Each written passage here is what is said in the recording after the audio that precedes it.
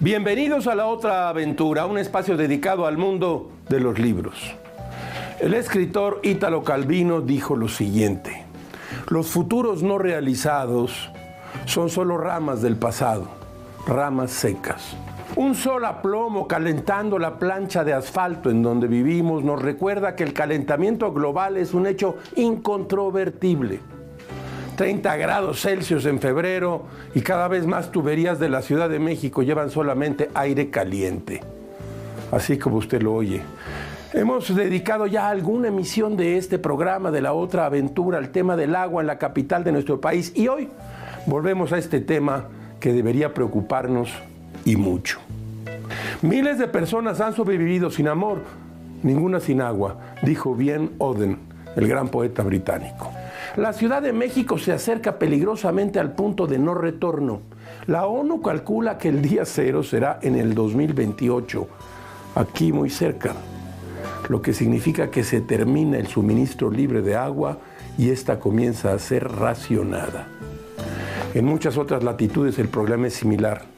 Aquí la paradoja, usted lo sabe, es que hace apenas 500 años, un suspiro en términos de eras geológicas, si alguno dominaba por entero el paisaje era eso: agua, agua por todas partes. Se quedan muy cortos quienes dicen aquí antes había un lago. No, el sistema hídrico de la cuenca del Valle de México estaba conformado por 5 lagos y 48 ríos. Durante siglos el problema fue deshacerse del agua. Ahora se ha logrado el principal cometido: desecar el valle. Una frase críptica del poeta alemán Novalis cae frente a nosotros mientras llenamos cubetas antes de meternos a bañar y vemos miles y miles de litros perderse por las cloacas cuando llueve. El agua es un caos sensible. Eso dijo Novalis. Quédese con nosotros aquí una media hora. Hoy volvemos al tema del agua en la Ciudad de México, una ciudad extraña que resolvió con sequía las inundaciones. Como todas las semanas les recuerdo que fue Adolfo Bioy Casares quien escribió que leer era la otra aventura y que la primera era probablemente la vida misma. Estamos pues en la otra aventura.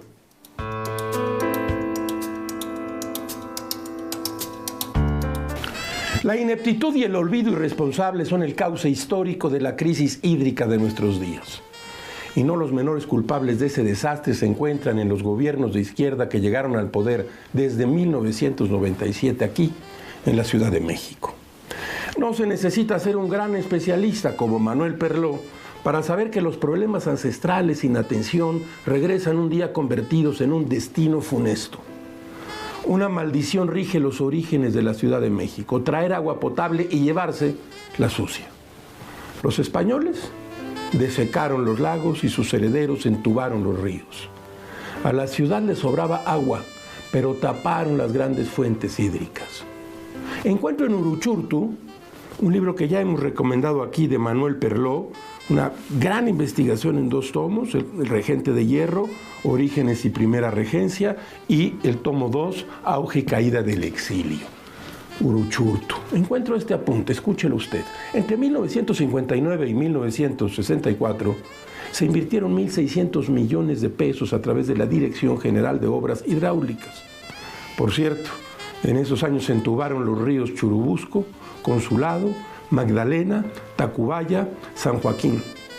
Quienes gobernaban consideraban que así se evitarían las inundaciones de esos cauces que se habían convertido en albañales. Todo mal. ¿Para qué más que la verdad? En los mismos años se instalaron varias plantas de tratamiento de aguas residuales en la ciudad deportiva de la Magdalena Mixhuca en 1960 y la de San Juan Aragón en 1964. Resulta entonces que hubo un tiempo en que los encargados del agua se preocupaban por el futuro líquido de la ciudad, la que entraba y la que salía. Cuenta Perló en esta investigación que en el año de 1960 Uruchurtu invitó al presidente López Mateos, acompañado del secretario de Hacienda Antonio Ortiz Mena y al secretario de Recursos Hidráulicos Alfredo del Mazo. Recorrieron 17 kilómetros de un túnel de concreto a una profundidad de 40 metros destinados a evitar las inundaciones.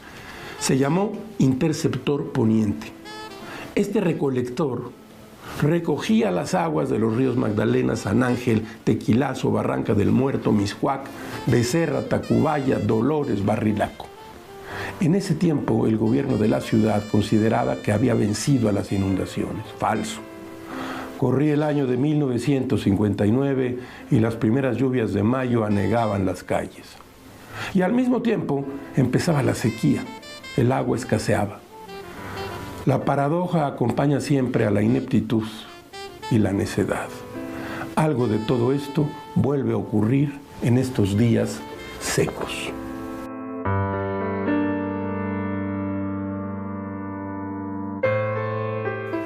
Vale la pena recordarlo. Estamos en la parte más elevada de la mesa central, en un valle rodeado de montañas a 2.240 metros sobre el nivel del mar. Así es. Es una cuenca cerrada y uno de los territorios del planeta donde más llueve. 6 meses del año en promedio. La transformación de este territorio probablemente no tenga parangón en la historia humana. Cuando llegaron los españoles, vamos a decir 1519, y el paso montañoso les permitió ver el centro del imperio mexica, lo que vieron fue un gran lago, en cuyas riberas destacaban 10 ciudades a manera de puertos: Chalco, Xochimilco, Iztapalapa, Chimalhuacán, Texcoco, Zumpango, Cuautitlán, Azcapotzalco, Tacuba y Coyoacán. Y sobre el agua, México Tenochtitlan, una de las maravillas urbanísticas del mundo antiguo. Construida sobre chinampas, la ciudad fue protegida de las inundaciones por un gran albarradón, edificado por Netzahualcóyotl en 1449. Un muro de 16 kilómetros de largo que servía además para separar las aguas dulces donde estaba la ciudad de las salobres del lago de Texcoco. Así comienza la valiosa investigación de Jorge Legorreta, El agua y la Ciudad de México, de Tenochtitlan a la megalópolis del siglo XXI. Yo tengo aquí esta edición del agua y la Ciudad de México, de Tenochtitlan a la megalópolis del siglo XXI, de Jorge Legorreta, publicado por la UAM Azcapotzalco. Insisto cada semana en que los libros de las universidades deberían circular, deberían ser libros que estuvieran al alcance de los compradores, de la gente que se interese en estos temas, porque este de Legorreta es un magnífico libro. Pero bueno, sigo entonces. El Tajo de Nochistongo y el túnel de Huehuetoca, la obra más importante de toda América durante la colonia, fueron concebidos por Francisco Gudiel. El plan era desviar el río Cuautitlán por medio de un canal tan abierto o acequia, el cual atravesaría las montañas. Enrico Martínez, de quien acabamos de hablar, 50 años después incorporaría un túnel para conducir el agua de la cuenca por 300 kilómetros hasta el Golfo de México. La obra inició en noviembre de 1607, así como usted lo oye, 1607. 60,000 indígenas con azadón y pala construyeron esta obra. Con menos agua, la ciudad podría empezar su radical transformación. Pero en 1629, escuche usted esta pequeña historia, la ciudad quedó casi destruida por una inundación que duró 4, casi 5 años. La causa de la inundación se atribuyó a los limitados cálculos de Enrico Martínez y se decidió abrir un túnel nuevo, obra que duró 150 años. A finales del siglo XVIII continuaron los propósitos de reducción de las áreas lacustres. Apunta Legorreta en este libro que tengo aquí. En su estudio, Ignacio Castera, arquitecto neoclásico, construyó hacia 1794 otro canal para recoger las aguas del lago de San Cristóbal Xaltocan. El sueño español de desaguar el valle siguió en 1919. Maximiliano de Habsburgo, en 1865, autorizó el inicio de un proyecto que consistía en edificar un extenso canal de 50 kilómetros de San Lázaro a Zumpango, que perforaría las montañas de la cuenca para liberar importantes extensiones de terreno sujetas a grandes inundaciones. Esta obra, conocida como Gran Canal del Desagüe, fue concluida hasta 1895 e inaugurada por Porfirio Díaz en 1900. Desde el inicio fue considerada la obra que salvaría para siempre a la ciudad de las inundaciones. Se ha dado cima al ideal de 3 siglos, declaró Porfirio Díaz ante el Congreso, salvando a nuestra ciudad capital de que la inunden sus lagos y de que la infesten por falta de salida sus propios desechos. 4 meses después, la ciudad volvió a inundarse. Sin embargo, la obra fue determinante para la expansión urbana de la ciudad. A 4 años de su inauguración se habían desalojado más de 1 millón de metros cúbicos de agua. A partir de entonces la ciudad se extendió considerablemente, creándose las colonias Roma, Condesa, Obrera, Doctores y Cuauhtémoc. No se pierda usted si lo encuentra este libro de Legorreta. Es un libro excepcional. Y también el otro de Manuel Perló sobre la construcción del desagüe. Grandes obras sobre ese calvario mexicano que se llama el agua.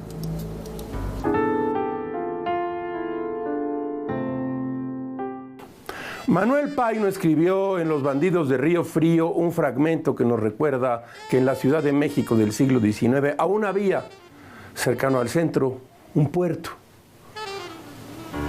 He traído yo esta edición de Los bandidos de Río Frío, de Manuel Paino. Por cierto, con un prólogo de Josefina Zoraida Vázquez. Esta es una de las grandes novelas mexicanas que se ocupa de todo, y entre otras cosas, del agua. Escuche usted. Imposible de creer que en una ciudad como la capital de la República Mexicana, situada en la mesa central de la altísima cordillera de la Sierra Madre, pueda haber un puerto, pues lo hay, muy importante y concurrido. Es el puerto de los Lagos del Valle. Lagos que, si en la estación de las lluvias amenazan derramarse sobre la ciudad por falta de las obras hidráulicas necesarias para contenerlas y darle salida, contribuyen, como lo dijo el barón de Humboldt, a que el clima de México sea uno de los más suaves y benignos del globo. Tendidos en el valle como inmensos espejos donde se retratan las altas montañas, saturan la atmósfera de la humedad necesaria, aumentan la belleza del paisaje, proporcionan trabajo y alimento a la clase indígena y medios fáciles de comunicación con las poblaciones situadas en un radio de 10 a 12 leguas. Quietos y tranquilos en el invierno, en el verano, las tempestades y trombas de las montañas vienen a descargar en ellos con horroroso estrépito de rayos, granizo y viento, y sus aguas, aumentadas considerablemente de volumen, levantan olas como las del mar, que no pocas veces han hecho naufragar escuadras enteras de canoas. En 1963, José Emilio Pacheco escribió el poema El reposo del fuego. Así puso en estos versos. Escuche usted. La ciudad en estos años cambió tanto que ya no es mi ciudad, su resonancia. De bóvedas en ecos y sus pasos ya nunca volverán. La Ciudad de México cambió irremediablemente a mitad del siglo XX, cimentada en el centro de una cuenca lacustre y surcada por canales, acequias y numerosos ríos. La capital mexicana tuvo que abrir paso a una modernidad de grandes avenidas, ejes vehiculares, puentes y colonias donde los pasos de agua quedaron enterrados e invisibles. Las aguas enterradas fueron, en la obra de Pacheco, un tema constante, un recuerdo encarnado. En las batallas en el desierto, el narrador menciona: escribíamos 1000 veces en el cuaderno de castigos, debo ser obediente, debo ser obediente, debo ser obediente con mis padres y con mis maestros. Nos enseñaban historia patria, lengua nacional, geografía del DF. Los ríos aún quedaban ríos. En otro de los fragmentos del poema El reposo del fuego, Pacheco va más allá en este tema y reflexiona sobre los orígenes de esta ciudad. Dice en sus versos: brusco olor del azufre, repentino color verde del agua bajo el suelo. Bajo el suelo de México se pudren todavía las aguas del diluvio. Nos empantana el lago, sus arenas movedizas atrapan y clausuran la posible salida. Lago muerto en su féretro de piedra, sol de contradicción. Hubo 2 aguas y a la mitad una isla, enfrente un muro, a fin de que la sal no emponzoñara nuestra agua dulce, en la que el mito abre las alas todavía Devora la serpiente metálica nacida de las ruinas del águila. Su cuerpo vibra en el aire y recomienza siempre. Bajo el suelo de México verdean espesamente pútridas las aguas que lavaron la sangre conquistada. Nuestra contradicción, agua y aceite, permanece a la orilla, dividiendo como un segundo Dios todas las cosas, lo que deseamos ser y lo que somos. Algunos años más tarde, en el texto A la extranjera, Pacheco escribió: en los bosques de Viena usted me dio a probar el vino recién nacido y me dijo, la Ciudad de México también forma parte del imperio habsbúrgico. Por tanto, más que un belvedere, tendríamos la obligación de regalarle un poco del Danubio. En la cuenca lacustre solo quedan el lago de Xochimilco y el triste río Magdalena. A fines del 19, un violinista pobre de 21 años le compuso al Magdalena, quien lo dijera, sobre las olas. El mejor vals viene del mundo. El río Magdalena es actualmente uno de los 2 cursos de agua a cielo abierto que subsisten en la Ciudad de México, ubicado en la alcaldía Magdalena Contreras. José Emilio Pacheco, El agua, la poesía.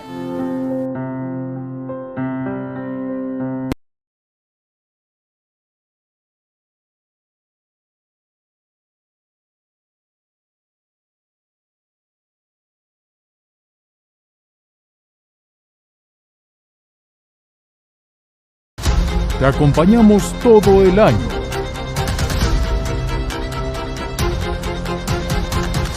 Mantente bien informado a lo largo del día. En tus espacios favoritos. Somos tu central de noticias de confianza.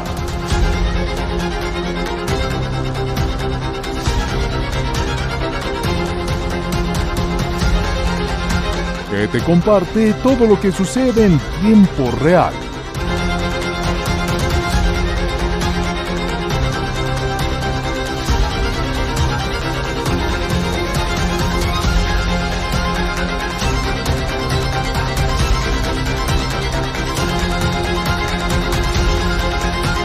ADN 40.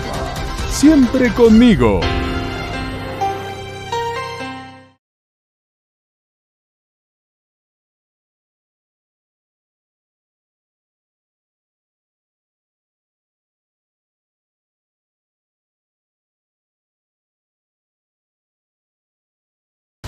Te acompañamos todo el año.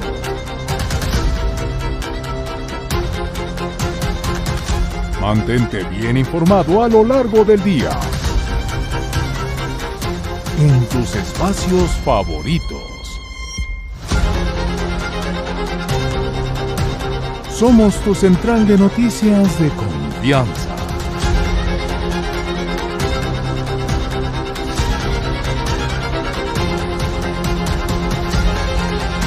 Que te comparte todo lo que sucede en tiempo real.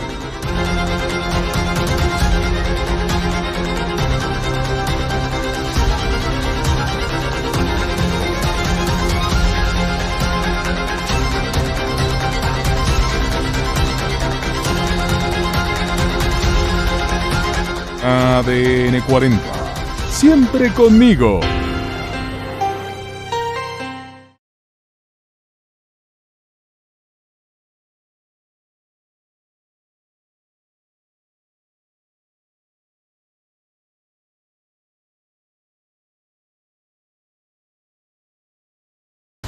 Te acompañamos todo el año.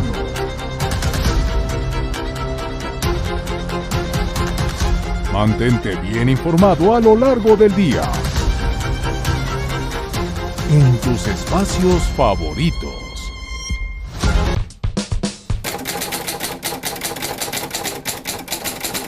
De la mesa de novedades, mire usted, la editorial Seix Barral, es decir, Planeta, se ha dado al trabajo editorial de publicar la obra completa de Elena Poniatowska. Han aparecido, pues no sé yo, 10, 12 de sus libros. Del ciclo que a mí más me interesa en la obra de Poniatowska están los libros sobre Leonora Carrington, aquí está. Es un buen libro. Y de Miguel Covarrubias es otro buen libro. Falta que venga Tinísima, seguramente será es una de las entregas más importantes que Planeta ha decidido hacer este año. Todo Poniatowska en Planeta. Nunca delante de los criados, retrato fiel de la vida arriba y abajo de Frank Victor Deuys. Esto es Periférica. Déjeme que le diga, son muchos los productos culturales que problematizan la relación que establecemos con las personas que realizan el trabajo doméstico en nuestras casas, desde la reciente película La Libertad, de Clara Roquette, la francesa Ceremonia de Claude Chabrol o Los Santos Inocentes de Mario Camus, hasta la serie La Asistenta. Pero son los que idealizan ese mundo en la época victoriana, la serie de Downton Abbey o la mítica Arriba y Abajo, los que han logrado asentar en nuestro imaginario la idea de un plácido y ordenado universo basado en la eficacia, la entrega incondicional y la integridad de los señores. Nada más lejos que la realidad. Periférica, nunca delante de los criados. De la mesa de novedades. Durante la última década del siglo XIX, el poeta Amado Nervo fue enviado como corresponsal de México en la Exposición Universal de París. Allí conoció a Paul Verlaine, Jean Morea y Rubén Darío. Con este último, estableció una amistad que duró toda la vida. Estando en París, Nervo escribió un poema dedicado al agua que tituló La Hermana Agua. En las líneas que preceden al poema, Nervo escribió: el alma del agua me ha hablado en la sombra, el alma santa del agua, y yo la he oído con recogimiento y con amor. Permítame reproducir algunos de sus fragmentos. Dice así: el agua toma siempre la forma de los vasos que la contienen. Dicen las ciencias que mis pasos atisban y pretenden analizarme en vano. Yo soy la resignada por excelencia, hermano. ¿No ves que a cada instante mi forma se aniquila? Hoy que soy torrente inquieto y ayude que fui agua tranquila. Hoy soy en vaso esférica redonda. Ayer apenas me mostraba cilíndrica en las ánforas plenas. Y así pitagorizo mi ser hora tras hora. Hielo, corriente, niebla, vapor que el día adora. Todo lo soy y a todo me pliego en cuanto cabe, porque tantos anhelos sin rumbo tu alma fragua. ¿Pretendes ser dichoso? Pues bien, sé como el agua, dócil a la ley infinita, que recen las iglesias en donde está bendita, y en el estanque arrulla meciendo la piragua. En el libro El agua y los sueños del escritor francés Gaston Bachelard, dice lo siguiente: una gota de agua poderosa basta para crear un mundo y para disolver la noche. La relación de la Ciudad de México y sus pobladores con el agua ha sido contradictoria a lo largo de su historia. En un principio, la necesidad imperante fue la desecación de los lagos de la cuenca para evitar inundaciones. Entre grandes cuerpos de agua se trazó una urbe que parece no tener límites. Al paso de los años, el gran problema ha sido el opuesto: el abastecimiento. Antes de 1950, la Ciudad de México se abastecía totalmente de los acuíferos subterráneos. Pero debido a que la ciudad comenzó a presentar hundimientos a consecuencia de la extracción, se consideró necesario ubicar nuevas fuentes con que complementar el abasto. Fue así que comenzó como la primera gran obra de trasvase de agua de una cuenca aledaña a la Ciudad de México, la cuenca del Lerma. Sin embargo, 2 décadas después, aquel caudal fue considerado insuficiente para sostener las demandas de la metrópoli. Fue así que se inauguró el sistema Cutzamala en el año de 1982. En un artículo titulado Del agua amenazante al agua amenazada, cambio en las representaciones sociales de los problemas del agua en el Valle de México, Manuel Perló y Arsenio González cuentan que el Cutzamala es uno de los sistemas de suministro de agua potable más grandes del mundo, no solo por la cantidad que transporta, sino por el desnivel que vence. Las sequías son parte de la historia de la capital y la República Mexicana. Hay registros de ellas en territorio mexicano desde el periodo virreinal. En un libro titulado Breve Historia de la Sequía en México, Enrique Florescano menciona que una de las peores sequías vividas en la Nueva España ocurrió entre los años de 1808 y 1809. Existen importantes registros históricos al respecto, como Las lluvias en México de Rómulo Escobar, publicado en las Memorias de la Sociedad Científica Antonio Alzate. Las historias de sequía están conformadas por periodos de baja productividad agrícola y ganadera, de escasez generalizada e incremento en precios de mercancías. La falta de agua desquicia hasta los más cuerdos. No hace falta repetir aquí para todo lo que usamos el agua. Algo así debió pensar el escritor Vicente Leñero cuando en el año de 1983 dio forma a su novela La gota de agua. No podría confirmarlo, pero se dice que la idea de aquel relato surgió una mañana en que el autor de Los Albañiles, que entonces vivía en el pueblo de San Pedro de los Pinos, en el Distrito Federal, abrió las llaves de la regadera y el lavabo sin éxito. La novela de Leñero va tras el caudal de la escasez. El agua falta porque no hay planeación urbana, por la sobrepoblación, por la corrupción y la ineficiencia de los servicios y los servidores públicos. El inicio del relato dice así: no hay agua, con la mala noticia. El domingo 31 de enero de 1982 amaneció definitivamente sucio. Pensé que me sería imposible abrir los ojos porque tendría los párpados pegados por las legañas, duras como resistol. Me sentía anticipadamente mugriento, sudoroso, oliendo a chivo barbón. El cabello tieso, la cara escurrida, las uñas negras, el alma toda convertida en un costal de inmundicias que debería cargar durante la mañana entera, la tarde y la noche de ese domingo infeliz. No exageres, dijo Estela cuando me oyó repelar. En calzoncillos hice girar las llaves del lavabo y de la regadera. Ni una gota cayó de la nariz del lavabo. Gorgoriteó apenas la manzana de la regadera y 2 o 3 lagrimones gravitaron hasta el piso de azulejo, gimiendo plop, plop. Ni una maldita gota en toda la casa, me lleva la chingada.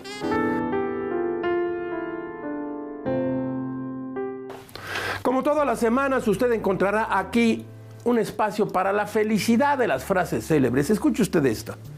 Las lágrimas que no se lloran esperan en pequeños lagos, o serán ríos invisibles que corren hacia la tristeza. Pablo Neruda. Hemos llegado al final de esta emisión y de esta aventura. Soy Rafael Pérez Gay y los espero aquí la próxima semana. Abres una puerta y aparece un mundo. Eso es un libro.